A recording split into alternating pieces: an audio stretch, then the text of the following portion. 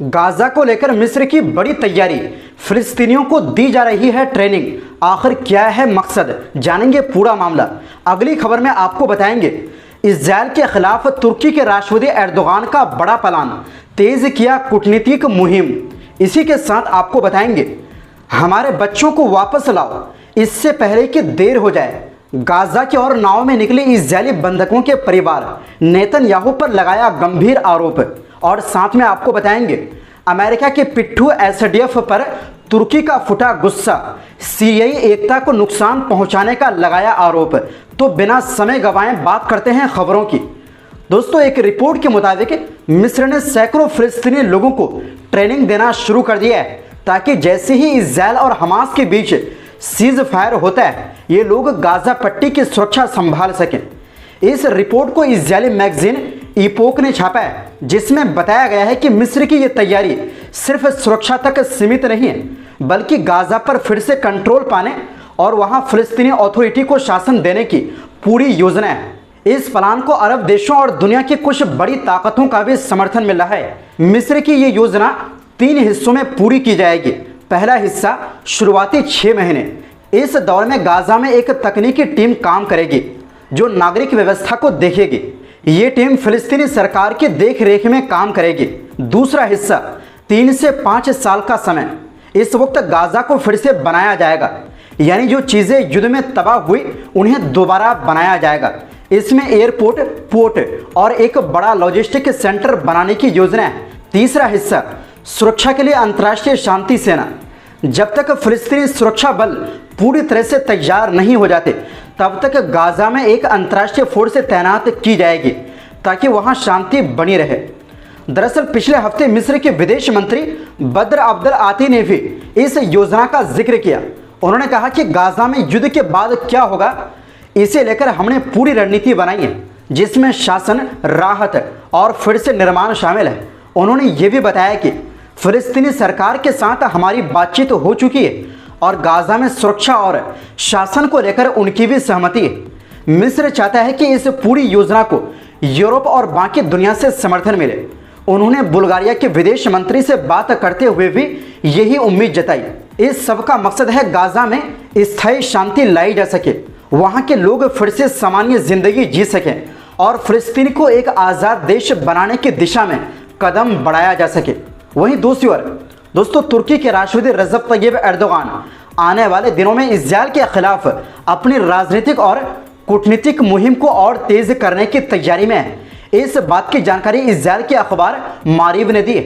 अखबार का कहना है कि एर्दोगान की ये मुहिम क्षेत्रीय और अंतर्राष्ट्रीय लेवल पर कूटनीतिक कोशिशों पर आधारित होगी और इसे देश के अंदर भी लोगों का समर्थन हासिल है। तेल अवीव यूनिवर्सिटी के मोशे दयान सेंटर के रिसर्चर डॉक्टर हेयतन कोहेन याना रोकक ने कहा कि एर्दोगान ने हाल ही में इस्तांबुल आए इटली के प्रधानमंत्री और लीबिया के प्रधानमंत्री से भी इस बारे में बात की है। उन्होंने दोनों नेताओं को बताया कि वो इजरायल पर राजनीतिक दबाव बनाने वाले हैं। कोहेन याना रोकक ने बताया कि एर्दोगान अपने हर इंटरनेशनल मीटिंग में इस एजेंडे को खुलकर सामने रखते हैं और गाजा का मुद्दा हर मंच पर उठाते हैं। वो कोशिश कर रहे हैं कि गाजा को फिर से अंतर्राष्ट्रीय बैठकों और सम्मेलनों के एजेंडे में शामिल किया जाए। हालांकि उनका दावा है कि फिलहाल एर्दोगान की इन कोशिशों का कोई बड़ा असर इजरायल को लेकर अंतर्राष्ट्रीय रुख पर नहीं पड़ा है। वैसे दोस्तों, इजरायल जो भी कहे, लेकिन सच्चाई यही है कि आज खुद उसके सहयोगी देश भी उससे नाराज है। जर्मनी जैसे देशों में जो इजरायल का सबसे बड़ा समर्थक माना जाता है, वहां की 80% जनता गाजा में इजरायली जुल्म के खिलाफ है। ये बात एक ताज़ा सर्वे में सामने आई है। इसके अलावा जो देश इजरायल के दुश्मन नहीं बल्कि उसके दोस्त है, वो भी अब उसके खिलाफ होते जा रहे हैं। यही वजह है कि अब दुनिया भर में फिलिस्तीन को मान्यता देने की मुहिम तेज हो गई है। वहीं दूसरी ओर दोस्तों, गुरुवार सुबह इजरायल के शहर अशकलोन से कई नावें गाजा की तरफ रवाना हुई। इन नावों में उन इजरायली नागरिकों के परिवार सवार थे जिनके अपने 7 अक्टूबर 2023 से गाजा में हमास के पास बंदी है। इनका मकसद है इजरायली सरकार पर दबाव डालना, ताकि वो हमास के साथ बंदियों के अदला बदली का समझौता करे और उनके अपनों को घर वापस लाया जा सके।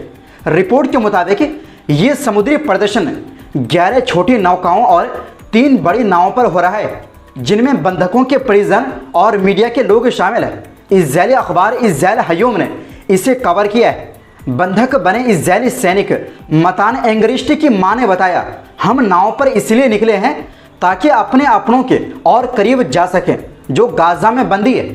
हम इस पागलपन को रोकना चाहते हैं। मैं नाव से अपने बेटे को आवाज़ दूंगी और कहूंगी कि मैं उसके साथ हूँ। उसे हिम्मत नहीं हारनी है। हमें अपने सभी बंधकों को वापस लाना है। बहुत वक्त बीत चुका है। उन्होंने प्रधानमंत्री बेंजामिन नेतन्याहू पर गंभीर आरोप लगाते हुए कहा कि नेतन्याहू ने बंदियों की रिहाई के समझौते में रोड़ा अटकाया है। उन्होंने हमारे दर्द का फायदा उठाया और झूठा भरोसा दिया कि समझौता सभी को वापस लाएगा। उन्होंने ये भी कहा कि जो शांति चाहता है वो गाजा पर हमला नहीं करता। इससे तो और जानें खतरे में पड़ रही है। आज की रात इजरायल के लिए एक अहम और निर्णायक रात होगी। यही नहीं, बंधकों के परिजनों ने यरूशलेम में मंत्रिमंडलीय बैठक स्थल के बाहर बड़े विरोध प्रदर्शन की भी अपील की है। उन्होंने कहा कि इस बार सड़कों को भर देना है ताकि सरकार को मजबूर किया जा सके कि वो इस हालात को रोके। परिजनों की साफ मांग, हमारे बच्चों को वापस लाओ इससे पहले कि देर हो जाए। नाव पर सवार परिवारों ने एक संयुक्त बयान में कहा, हम गाजा की तरफ इसलिए जा रहे हैं ताकि पूरी दुनिया सुन सके कि हम अपने बच्चों को वापस लाना चाहते हैं इससे पहले कि बहुत देर हो जाए। ये सब उस वक्त हो रहा है जब इजरायली सेना गाजा पर पूरे कब्जे की योजना भी बना रही है, जिससे बंदियों की जान और ज्यादा खतरे में पड़ सकती है। वहीं दूसरी ओर दोस्तों, तुर्की के रक्षा मंत्रालय के एक अधिकारी ने गुरुवार को कहा कि सीरिया की कुर्द समर्थित सीरियन डेमोक्रेटिक फोर्सेज यानी अमेरिका समर्थित एसडीएफ उस समझौते का पालन नहीं कर रही जो उसने इस साल सीरियाई सरकार के साथ किया था। यह समझौता इस बात पर था कि एसडीएफ, जो अभी उत्तरी और पूर्वी सीरिया के कुछ इलाकों पर काबिज है, सरकारी संस्थाओं में शामिल होकर सीरियाई राज्य का हिस्सा बनेगी। यानी बॉर्डर, एयरपोर्ट, तेल और गैस क्षेत्रों की जिम्मेदारी सरकार को सौंप देगी। 10 मार्च 2025 को यह समझौता हुआ था जिसे सीरिया के राष्ट्रपति अहमद अल शरा और एसडीएफ के कमांडर मजलूम अब्दी ने साइन किया था। तुर्की ने कहा है कि एसडीएफ लगातार इस समझौते का उल्लंघन कर रही है। हाल के दिनों में मनबिज और अलेप्पो के आसपास एसडीएफ ने सीरियाई सेना पर हमले किए हैं। ये झड़पें सीरिया की राजनीतिक एकता और उसकी जमीन की अखंडता को नुकसान पहुंचा रही है। तुर्की एसडीएफ को आतंकी संगठन मानता है और चाहता है कि वो हथियार छोड़कर सीरियाई राज्य में पूरी तरह शामिल हो जाए। दरअसल शनिवार को मनबिज के पास के एक गांव कयारिया में एसडीएफ ने तोप और रॉकेट से हमला किया, जिसमें 7 लोग घायल हुए, जिनमें से 4 सीरियाई सैनिक थे। इसके बाद सीरियाई सेना ने जवाबी कार्रवाई की और एसडीएफ के रॉकेट लॉन्चर और तोप को निशाना बनाया। तुर्की ने यह भी कहा कि सीरिया के दक्षिण यानी स्वेदा प्रांत में अरब जनजातियों और ड्रूज लड़ाकों के बीच झड़पों की वजह से एसडीएफ का रवैया और उग्र हो गया है। उनका मानना है कि एसडीएफ इन हालातों का फायदा उठाकर अपनी गतिविधियां तेज कर रही है। तो दोस्तों, फिलहाल के लिए इस रिपोर्ट में बस इतना ही। ऐसी ही मध्य पूर्व और दुनिया भर की खबरें देखने के लिए चैनल को सब्सक्राइब जरूर करें। बहुत बहुत शुक्रिया। खुदा हाफिज।